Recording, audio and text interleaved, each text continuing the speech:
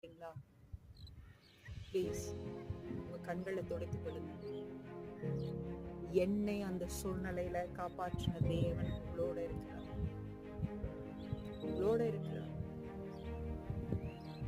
சிறையிருப்பை விட ரொம்ப மோசமான வாழ்க்கை. அந்த ஜெபத்தை கத்தர் கேட்டு அந்த மகனுக்கு அன்று இரவே கத்தர் என்ன பண்ணார் தெரியுமா? அந்த பிளட் கிளாட்ஸ் எல்லாம் சீராகி நார்மலாகி நல்ல பிளட் சர்க்குலேஷன். அந்த டாக்டர்ஸ் எல்லாம் வந்து பார்த்துட்டு ஐசியூல எப்படி இது மிராக்கிள், இப்படி ஒரு சம்பவமே நடக்காது, எப்படி நடந்துச்சு,